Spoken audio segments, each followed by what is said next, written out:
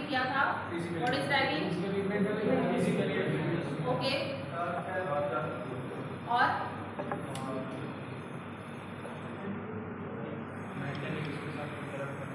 Yes yes sir, और unwanted काम कराना। Yes okay. So we are going to define the term, ठीक है। What is the meaning of ragging? किसी ने अभी कहा था मुझसे कि मीनिंग क्या है वो पता नहीं है, उनके लिए मैं डिफाइन करने जा रही हूँ। वैसे तो सबको पता होता है। It is an act which causes the physical, physiological and the psychological harm. ये तीनों बात सभी को समझ में आ रही होगी? Yes, ma'am. ठीक है। What is ragging? Ragging is the physical, physiological and the psychological harm, या फिर इसे हम कह सकते हैं एक टाइप का एप्रीहेंशन, शेम और एम्बेरसमेंट। क्यों? क्योंकि कभी कभी इसमें ऐसे एक्ट करने को कहे जाते हैं जो आप पब्लिकली नहीं कर सकते, ठीक है। तो इसमें क्या होता है, जो भी कैंडिडेट को इसका शिकार होना पड़ता है वो क्या करता है, शेम फील करता है या एम्बेरस्ड फील करता है, ठीक है। या फिर इसके साथ ही साथ क्या हो सकती है, टीजिंग हो सकती है, अब्यूजिंग हो सकती है, या फिर जोक्स भी प्ले कर सकते हैं, ठीक है। ये तीनों डेफिनेशन सभी को समझ में आ रही होगी, ठीक है। या फिर क्या करते हैं, टोटली फोकस क्या होता है, किसी स्टूडेंट को हर्ट करना, है ना। Ragging is what? किसी भी स्टूडेंट को हर्ट करना, ठीक है। या फिर मैंने आपको बता ही दिया कि स्टूडेंट को ऐसा एक्ट करने के लिए कहना जो पॉसिबल नहीं है पब्लिक प्लेस पर करना, ठीक है। तो इन सभी चीज़ों को हम रैगिंग कहते हैं, और रैगिंग को हम डिफरेंट टर्म्स और वर्ड से यूज कर सकते हैं। देखिए मैंने डिफरेंट नेम्स यहाँ पर यूज किए हैं। What are the names? The ragging, the hazing, bullying, lazing, fagging and the horsing, ठीक है। मैं ये सारे नाम क्यों यूज कर रही हूँ? मैं ये सारे नाम डिफरेंट नेम्स इसलिए यूज कर रही हूँ कि अगर किसी के साथ कोई प्रॉब्लम हो, कोई किसी के साथ डिस्कशन कर रहा हो इस चीज को परफॉर्म करने के लिए, तो उनको डिफरेंट नेम से ये चीजें पता हो, ठीक है। सिनोनिम्स आपको पता होने चाहिए। किसी भी टर्म्स का यूज करके अगर कोई भी इन चीजों को कर रहा है तो आपको पता होना चाहिए कि ऐसा होने वाला है आपको, ठीक है। प्रिकॉशन पहले से लेना है, ठीक है। तो these are the different names. Now ragging करते क्यों है? टू वेलकम जूनियर्स, ठीक है। But this is the wrong way, but this is the wrong way. इसीलिए मैंने क्या लिखा है, ragging is strictly prohibited in our institution, ठीक है। Ragging is strictly prohibited. बहुत सारे बच्चों ने कॉलेज विजिट किया होगा, विजिट करते समय उन्होंने देखा होगा कि बहुत सारे पोस्टर्स लगे हुए हैं जहां पर लिखा हुआ है रैगिंग बैन है, आपको कैंपस में कोई भी रैगिंग नहीं करनी। कितने लोगों ने देखा है? ओके। ये बताना क्यों जरूरी है? क्योंकि हमारा जो इंस्टीट्यूशन है वो तो रैगिंग फ्री एरिया है, यहाँ पर कोई भी रैगिंग नहीं होती है। बट बाय चांस अगर कोई किसी के साथ केस हो रहा है तो उनको जानना जरूरी है, और यूजीसी की तरफ से ये इम्पोर्टेंट है कि आप इसे जाने और इसे रोके। इसलिए हम इस डिस्कशन को करने जा रहे हैं, ठीक है, जिसमें मैंने शॉर्ट इंट्रोडक्शन आपको रैगिंग का दिया है। बट मैंने जैसा कि आपको बता दिया है कि हम क्या करेंगे, we will focus on the topic of the interaction. Interaction means there are 3 level of interaction. What level of interaction? देखिए आप सभी लोग फर्स्ट ईयर के स्टूडेंट्स हैं, है ना। तो फर्स्ट ईयर के स्टूडेंट हैं, क्या सभी आप सभी लोग एक दूसरे को जानते हैं? कुछ लोग एक दूसरे को जानते भी होंगे, लेकिन बहुत सारे ऐसे लोग होंगे जो एक दूसरे को जानते नहीं होंगे, ठीक है। आपको आगे के आने वाले 4 साल एक दूसरे के साथ रहना है, एक साथ पढ़ाई करना है, बहुत सारे फंक्शंस को ऑर्गेनाइज करना है, बहुत सारे कॉन्फ्रेंसेस में जाना है। तो उसके लिए सबसे इंपॉर्टेंट लेवल ऑफ इंटरेक्शन कहाँ पर डेवलप करना है? आपके अपने बैचमेट्स में, है ना। अच्छी फ्रेंडशिप, अच्छे कोलैबोरेशन से आप अच्छी पढ़ाई भी सीख सकते हैं, अच्छी ट्रेनिंग पा सकते हैं। तो सबसे पहला लेवल ऑफ इंटरेक्शन कहाँ से स्टार्ट होता है? Among your batchmates. Second level of interaction कहाँ पर स्टार्ट होता है? Among yourself and your seniors, है ना। क्योंकि क्या होगा, आपके सीनियर्स आपको हेल्प करेंगे किसी भी टॉपिक को किस सब्जेक्ट से पढ़ना है, किस बुक से पढ़ना है, ठीक है, किस सब्जेक्ट में क्या पढ़ाया जा रहा है। मुझे कोई प्रॉब्लम आ रही किसी प्रोजेक्ट में, किसी ट्रेनिंग में, तो वो आपको बता सकते हैं कि आपको कहाँ पर जाना है और कहाँ पर चीजें अच्छी होगी। इसके अलावा वो क्या होंगे, कॉलेज में आपसे पहले निकलेंगे तो वो आपको जॉब अपॉर्चुनिटीज भी बता सकते हैं। तो सेकेंड लेवल ऑफ इंटरेक्शन कहाँ पर इंपॉर्टेंट है? आपका और आपका सीनियर्स का इंटरेक्शन बहुत अच्छा होना चाहिए। थर्ड लेवल ऑफ इंटरेक्शन आपका और आपकी फैकल्टी का होता है, क्योंकि फैकल्टीज आपको यहाँ पर सारी क्लासेस लेंगी, थ्योरी क्लासेस, प्रैक्टिकल क्लासेस, और इसके साथ ही साथ जितनी भी प्रैक्टिकल्स के साथ साथ ट्रेनिंग है वो सारी चीजें आपको फैकल्टी मेंबर्स कराते हैं, ठीक है। और सबसे इम्पोर्टेंट बात क्या होती है, the first impression is the last impression. क्या सुना है किसी ने? ठीक है, तो टीचर्स के ऊपर फर्स्ट इंप्रेशन बनाना जरूरी होता है, क्योंकि यही वो स्टेज है, क्योंकि आप फर्स्ट ईयर में हैं, फर्स्ट क्लास कर रहे हैं, तो यही वो स्टेज है जब हम जान पाते हैं कि हमारा बैच कैसा है। क्योंकि यहाँ से निकलने के बाद क्या होता है, टीचर बताता है, कोई भी उससे पूछता है तो टीचर क्या बोलता है कि बैच बहुत डिसिप्लिन है, या फिर क्या बताता है कि बैच बहुत इंटरैक्टिव है। इंटरैक्टिव का मतलब मैं कुछ भी पूछ लूँ तो आप मुझे उसका आंसर करना, ठीक है। या इस बैच के कुछ बच्चे बहुत अच्छे हैं, तो ये क्या करता है, इस बैच के लिए एक अच्छा इंप्रेशन देता है कि ये जो बैच आगे हम 4 साल पढ़ाने वाले हैं वो बहुत अच्छा बैच है ना। तो the third level of interaction जो आपका और फैकल्टी का इंटरेक्शन है वो किस चीज को इजी कर देता है, आपकी जो क्लासेस चल रही हैं उसमें जो भी डाउट क्लियरेंस वो बहुत अच्छा कर देता है ना। आप इजीली टीचर के पास जाकर के किसी भी प्रॉब्लम को शॉर्ट आउट करवा पाते हैं। तो यहाँ पर मैंने एक शॉर्ट इंट्रोडक्शन तो दिया है, बट फोकस क्या होगा मेरा, फोकस होगा तीनों लेवल ऑफ इंटरेक्शन को अच्छे से समझना और उसे कैसे डेवलप करना है मैं वो भी बताऊं, ठीक है। क्योंकि आप स्टार्टिंग फेज में हैं तो हमारा काम है आपको ये बताना कि आगे आप इन चीजों को कैसे लेकर के चलें, ठीक है। तो आपको समझ में आ गया। वैसे तो रैगिंग स्ट्रिक्टली प्रोहिबिटेड है, बट अगर कोई इन एक्शंस को लेता है तो उनके लिए पनिशमेंट्स भी है, ठीक है। और पनिशमेंट किसने फिक्स की है, यूजीसी ने फिक्स की है, ठीक है। यूजीसी ने क्या पनिशमेंट फिक्स की है, सबसे पहले तो अगर कोई भी इस चीज में इन्वॉल्व होता है, मतलब रैगिंग लेता है या रैगिंग देता है या किसी और की रैगिंग लेने के लिए सीनियर्स को एनकरेज करता है या उसकी हेल्प करता है, 4 चीजें बोलिए मैंने, आपकी रैगिंग आप इन्वॉल्व हो, ले रहे हो, दे रहे हो, या फिर किसी और की रैगिंग में इन्वॉल्व होकर के हेल्प कर रहे हो तो आपका एडमिशन कैंसिल किया जा सकता है, सबसे पहला पनिशमेंट। दूसरा, आपको क्लास से अटेंड करने से सस्पेंड किया जा सकता है, ठीक है। इसके साथ ही साथ अगर आपको कोई स्कॉलरशिप चल रही है और कोई और फेलोशिप चल रही है कॉलेज में तो उसको भी विड्रॉ किया जा सकता है, ठीक है। आपको कॉलेज से डिबार किया जा सकता है, ठीक है। किस चीज में डिबार किया जा सकता है, क्या होता है कि क्योंकि आप कॉलेज में पढ़ रहे हैं तो हमारे बहुत सारे जर्नल मीट्स होते हैं, ठीक है, कॉन्फ्रेंसेस होती हैं, जिसमें क्या होता है डिफरेंट कॉलेजेस के स्टूडेंट्स गैदर होते हैं, ठीक है। उनमें बहुत सारे मॉडल्स प्रेजेंट किए जाते हैं, जिसमें मॉडल्स कॉम्पिटिशन्स होते हैं, ठीक है, पोस्टर प्रेजेंटेशन कॉम्पिटिशन्स होते हैं। तो अगर आप इस तरीके का कोई भी एक्ट करते हैं तो आपको क्या किया जा सकता है, रीजनल, नेशनल और इंटरनेशनल मीट जो भी हो रही है उससे डिबार किया जा सकता है, ठीक है। इसके अलावा आपके रिजल्ट्स को भी विथहोल्ड किया जा सकता है, ठीक है, क्योंकि आपको 4 ईयर है और आपके पास 8 सेमेस्टर्स है, 8 सेमेस्टर के रिजल्ट्स अगर विथहोल्ड होंगे तो आप समझ सकते हैं कि क्या हो सकता है, ठीक है। इसके अलावा मैंने आपको बताया कि अगर आप हॉस्टल में रहते हैं तो हॉस्टल से भी आपको सस्पेंशन मिल सकता है। इसके अलावा आपको रेस्टिकेट भी किया जा सकता है, ठीक है। तो these are all of the punishment. इसके अलावा देखिए फाइन कितने की दिख रही है, ओके। ये फाइन कॉलेज की तरफ से नहीं, यूजीसी की तरफ से ही फिक्स की गई है। यूजीसी, कितने लोगों को पता है यूजीसी क्या होता है? What is UGC? It is university grant commission, ठीक है। ये यूनिवर्सिटीज को अप्रूवल देता है कि आप इस कोर्स को चला सकते हैं। तो यूजीसी ने ही इस फाइन को फिक्स किया है। तो अगर आप ओवरऑल इस एक्ट में इन्वॉल्व होते हैं तो फाइन के साथ आपको कलेक्टिव पनिशमेंट भी मिल सकती है। तो आपको ओवरऑल, मैं डरा नहीं रही हूँ, मैं आपको क्या बता रही हूँ, ओवरऑल आपको इस एक्ट में किसी भी तरीके से इन्वॉल्व नहीं होना, ठीक है।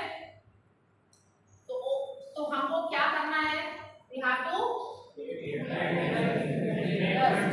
date ragging and make friendships, ठीक है। फ्रेंडशिप से बहुत सारी चीजें अच्छी हो जाती हैं। तो अभी तक जो चीजें थी वो तो मैं जनरल आपको चीजें बता रही थी, बट फ्रेंडशिप को स्टार्ट करने के लिए आपको कौन सी चीजें करनी है वो मैं आपको बताने जा रही हूँ। तो what are the remedies which can promote the discipline in the college, ठीक है, ये बहुत ही इंपॉर्टेंट है। What are the remedies which can promote the discipline in the college? सबसे पहली रेमेडी, आप जो चीजें हैं वो बहुत इंपॉर्टेंट डिस्कस करने जा रही हूँ। First is the be serious, you have to be serious in the college campus,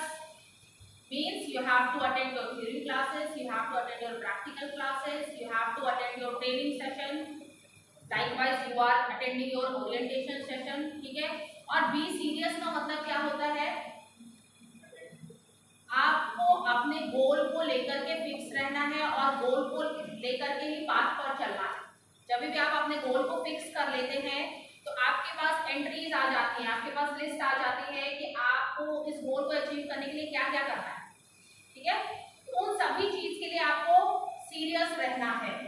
इसके अलावा क्या करना है, आपको अपना प्राइमरी ऑब्जेक्टिव याद रखना है कि आप इस कॉलेज में किस चीज के लिए आए। आपके पेरेंट्स अगर पैसा स्पेंड कर रहे हैं आपके ऊपर और एक टेक्निकल कोर्स में आपको एडमिशन दिला रहे हैं, तो आपका प्राइमरी ऑब्जेक्टिव क्या है, एक अच्छा फार्मासिस्ट बनना या फिर एक अच्छा जॉब प्रोफाइलर बनना, ठीक है। तो आपको आपका प्राइमरी गोल याद रखना है। और प्राइमरी गोल में मैंने दो चीज लिखी है, गुड एंड मैच्योर सिटीजन बनने के लिए, क्योंकि आप एक अच्छा टेक्निकल कोर्स चुनकर एक अच्छा फार्मासिस्ट तो बनना है, बट उससे पहले और भी ज्यादा इंपॉर्टेंट क्या होता है, एक अच्छा इंसान बनना, एक अच्छा ह्यूमन बीइंग बनना, है ना। तो एक अच्छा ह्यूमन बीइंग बनना उससे भी ज्यादा जरूरी है।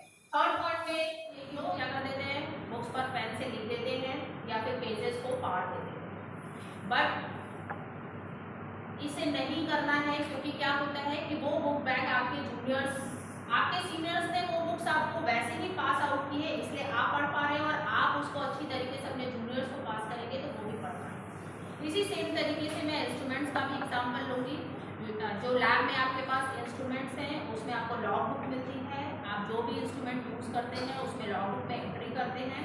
और इंस्ट्रूमेंट्स और ग्लासवेयर को आपको इस तरीके से यूज़ करना है कि वो आपको जूनियर्स को पास हो सके। अगर आप ग्लासवेयर्स और इंस्ट्रूमेंट्स को ब्रेक करेंगे तो आपके जूनियर्स को प्रॉब्लम हो सकती है, बट डेफिनेटली आपके सीनियर्स ने उसको अच्छे से यूज़ किया है इसलिए आप यूज़ कर पा रहे हैं। तो मैं आशा करती हूँ कि आप जो यूज़ करेंगे वो आपके जूनियर्स भी अच्छे से यूज़ कर पाएंगे, ठीक है।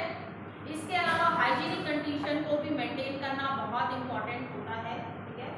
साफ कपड़े पहनना, वॉशरूम्स को साफ रखना, अपने कॉरिडोर्स, अपने क्लासरूम्स को साफ करना, ये आपकी रिस्पॉन्सिबिलिटी है, क्योंकि अभी हम सभी क्या है, कोविड से पास होकर के आ रहे हैं और वो हमारी ही लापरवाही से हुआ था, है ना। कहीं ना कहीं हम ही प्रिकॉशंस नहीं ले रहे थे, है ना। तो हमको क्या करना है, हाइजीनिक कंडीशंस को भी मेंटेन करके चलना।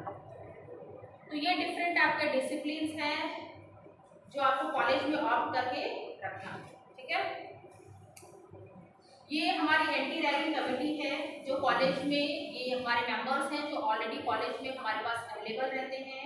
ये उनके फ़ोन नंबर्स हैं, आप इनके फ़ोन नंबर्स को नोट कर सकते हैं और कभी भी कोई प्रॉब्लम है तो उन्हें कॉल कर सकते हैं। All of you note down, please note down the number.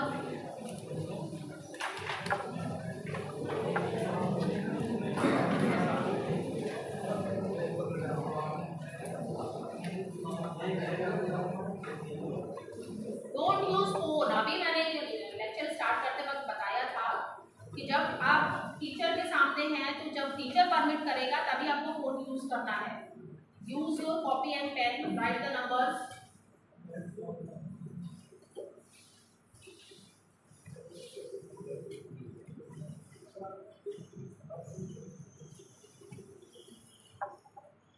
All the faculty members are available in the college itself. आपको कोई भी प्रॉब्लम है किसी भी चीज से रिलेटेड तो आप इन फैकल्टी मेंबर्स को कॉल कर सकते हैं।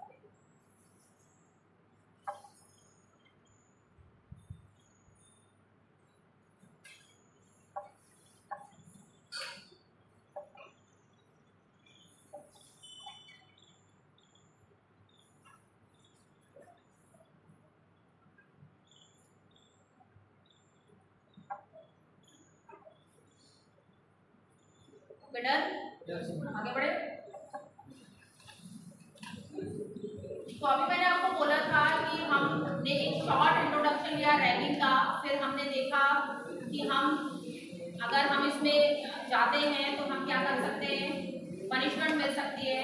नाउ वी विल डिस्कस कि हम इंटरैक्शन को कैसे स्टार्ट करें, ठीक है। तो इंटरैक्शन स्टार्ट करने के लिए दो प्रिंसिपल्स हैं, ठीक है। आपके बिहेवियर में हमेशा मोटिवेशन होना चाहिए, ठीक है। आप हमेशा मोटिवेटेड फील करें। जैसे कि अभी तो मैंने आपको कॉलेज डिसिप्लिन के रूल्स बताए, बट सेल्फ मोटिवेशन होना बहुत ही इंपॉर्टेंट होता है।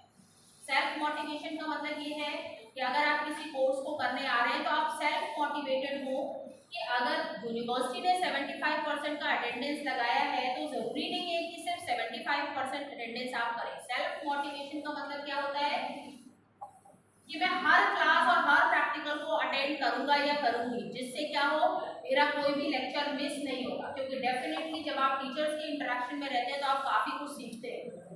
ठीक है, सेल्फ मोटिवेशन कब होता है जब आप अपने, मैंने जैसे आपको बताया कि आप जब आप गोल फिक्स कर लेते हैं तो आपको क्या होती है, एनालिस्टिक हो जाती है कि आपको उस गोल को पाने के लिए क्या क्या करना है।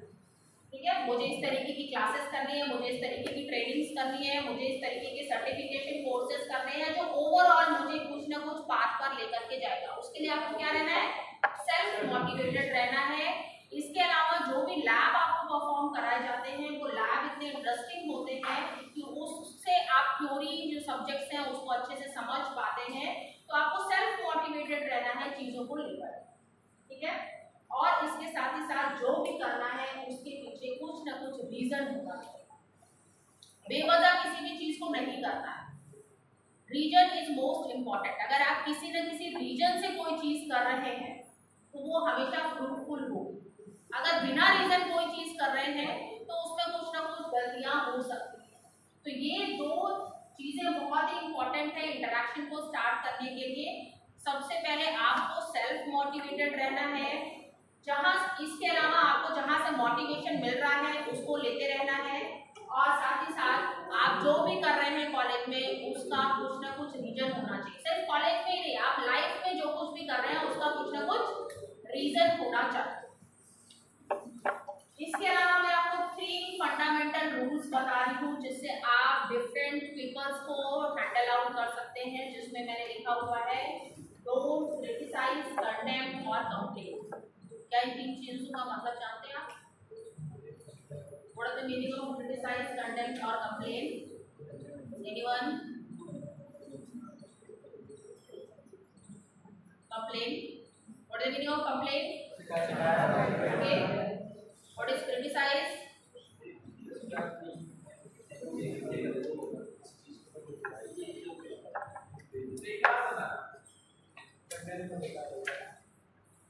Okay. Criticize means आलोचना करना, और कंटेम्प्ट का मतलब क्या होता है, निंदा करना। आप ठीक है, अगर आप किसी की भी आलोचना नहीं करते हैं, किसी की भी निंदा नहीं करते हैं और किसी का भी कंप्लेंट नहीं करते हैं तो आपको क्या लगता है कि चीजें इजी हो सकती है ना? दिन भर आप किन चीजों में वेस्ट करते हैं, चीजें दूसरों के बारे में बात करते हैं, ये क्या कर रहा है, ये क्या नहीं कर रहा है। ठीक है, और फिर क्या करते हैं, उनकी गलतियों पर कंप्लेन करते हैं। तो अगर हम किसी भी पर्सन के लिए क्रिटिसाइज, कंटेम्प्ट और कंप्लेन को रोक दें, अगर किसी भी पर्सन का आलोचना ना करें, उसकी निंदा ना करें और कंप्लेन ना करें, तो क्या चीजें बेहतर हो सकती है? ठीक है, तो हमको क्या करना है, इन 3 C's को नहीं करना है। हमको किसी को भी क्रिटिसाइज, कंटेम्प्ट और कंप्लेन नहीं करना है। तो करना क्या है, हमको क्या करना है, हमको हमेशा ऑनेस्ट और सिंसियर एप्रिसिएशन देना है। ऑनेस्ट और सिंसियर एप्रिसिएशन का क्या मतलब है भाई? हमेशा ऑनेस्ट रहिए, जो सही है वही बोलिए, और इसके साथ ही साथ लोगों को एप्रिशिएट करिए। एप्रिशिएट करने का क्या इंपॉर्टेंस होता है? अगर आपने अपने साथ वाले को बोला कि आज आप बहुत अच्छे लग रहे हैं, तो क्या उसके फेस पर स्माइल आती है? अगर आपके साथ, जैसे अभी मैंने बोला कि फर्स्ट लेवल ऑफ इंटरेक्शन में आपको अपने बैचमेट से इंटरेक्शन स्टार्ट करना है, तो उसमें क्या है, बहुत सारे ऐसे बच्चे होंगे जो किसी भी चीज को बहुत जल्दी तुरंत समझ करके ग्रास्प करके आगे बढ़ लेंगे, बट कुछ लोग ऐसे भी होंगे जिनको सीखने में प्रॉब्लम्स आएगी। तो हम क्या कर सकते हैं, जिनको चीजें समझ में आ रही है तो हम क्या कर सकते हैं, अपने साथ वाले को हेल्प कर सकते हैं, उसे अप्रिशिएट करते हुए। कैसे अप्रिशिएट करते हुए? समझ में आ जाए, हो जाए, है ना? मोटिवेटेड रहने के लिए मैंने जैसे आपको बताया कि आपको कोई टॉपिक समझ में नहीं आया तो हम क्या करते हैं, हमको कोई टॉपिक समझ में नहीं आता है तो हम अपने बैचमेट से समझते हैं। फिर हम क्या करते हैं, फिर भी हमें समझ में नहीं आया तो हम अपने सीनियर्स के पास जा सकते हैं। फिर भी हमें नहीं समझ में आया तो हम फैकल्टीज के पास जा सकते हैं। मतलब हमारा सेल्फ मोटिवेशन कहाँ पर है? इस चीज पर कि मुझे इस टॉपिक को समझना है, ये मेरा सेल्फ मोटिवेशन है। ठीक है, तो सेल्फ मोटिवेशन के लिए अगर हम अपने साथ वाले की की भी हेल्प कर रहे हैं, उसे भी मोटिवेट कर रहे हैं, उसे अप्रिशिएट कर रहे हैं कि समझ में आ जाए। ठीक है, तो एप्रिशिएशन बहुत इंपॉर्टेंट होता है। अगर कोई भी आदमी कोई अच्छा काम कर रहा है तो आप अगर उसे अप्रिशिएट करते हो तो जाहिर सी बात है उसे खुशी मिलती है ना। तो हमको क्या करना है, हमेशा ऑनेस्ट और सिंसियर एप्रिशिएशन देना है। और इन दोनों चीजों से मुझे क्या लगता है कि आप एक ऐसे इंसान बन सकते हैं जिससे आपकी अच्छी इंटरेक्शन और अच्छी फ्रेंडशिप सभी से रहेगी। ठीक है, और भी क्या चीजें हैं जो हेल्प कर सकती है, ये सारी चीजें आपको हेल्प कर सकती है। क्या है, बिल्डिंग ट्रस्ट। जब हम ट्रस्ट की बात करते हैं तो हम देखते हैं कि फ्रेंडशिप में जब आप जो भी आपका फ्रेंड होगा तो आपको उसके ऊपर ट्रस्ट होता है कि वो आपके लिए गलत नहीं करेगा, है ना। इसी तरीके से आपको अपने पेरेंट्स के ऊपर ट्रस्ट होता है कि वो हमारे लिए गलत नहीं करेंगे, है ना। टीचर्स के ऊपर ट्रस्ट हो सकता है कि जो भी वो आपको सिखा रहा है वो अच्छा ही सिखा रहा है। तो आपको सबसे पहले क्या करना है, ट्रस्ट बिल्ड करना है। और जब आप ट्रस्ट बिल्ड कर लेते हैं तो सामने वाला आपका कभी भी नुकसान नहीं कर पाता, क्योंकि उसे मालूम है कि आपको बिलीव है कि आप उसके लिए गलत नहीं करेंगे। ठीक है, दूसरी इंपॉर्टेंट चीज क्या है कि आपको इंटरपर्सनल कॉन्फ्लिक्ट को हमेशा कम करके रखना है। क्योंकि क्या हो सकता है, कभी आपस में आपके बैचमेट्स में लड़ाई हो सकती है, कभी किसी और से हो सकती है, कोई इंटरपर्सनल कॉन्फ्लिक्ट हो सकते हैं। तो उस केस में हमको क्या करना है, उस कॉन्फ्लिक्ट्स को अवॉइड कर देना है। ठीक है, उसे नेगोशिएट कर देना है। इसके अलावा what is etiquettes means you have to maintain the manners, है ना। मैनर्स क्या होते हैं, जैसे आप अपने घर में उठते हो तो अपने सबसे पहले क्या करते हो, अपने पेरेंट्स से पैर छूते हो, है ना। आप अपने सीनियर्स के सामने आते हो तो क्या करते हो, उसे good morning good afternoon wish कर सकते हो। आप अपने टीचर्स के सामने आते हो तो क्या करते हो, उन्हें विश कर सकते हो। तो these are the small manners, है ना। अगर आप किसी को विश करोगे तो ऐसा तो है नहीं कि वो आपको गलत तरीके से जवाब देगा, वो हमेशा अच्छी तरीके से आपसे बात करेगा। ठीक है, तो आप क्या कर सकते हैं, एटिकेट को मेंटेन कर सकते हैं। इसके अलावा आपको डिफिकल्ट पीपल्स को भी हैंडल करना है। अब डिफिकल्ट पीपल को हैंडल क्या होता है कि हम बहुत सारी चीजों को अच्छा कर रहे हैं लेकिन फिर भी हमें कुछ ऐसे लोग मिल जाते हैं जिनको हैंडल करना बहुत मुश्किल होता है। तो उस केस में हम लोग क्या कर सकते हैं, दो तीन चीजों को ऑप्ट कर सकते हैं। ठीक है, पहली चीज क्या है कि हम उनसे जब भी बात करें तो हम सोच समझ कर बोलें। अगर हमें पता लग गया है कि सामने वाला पर्सन हमसे हैंडल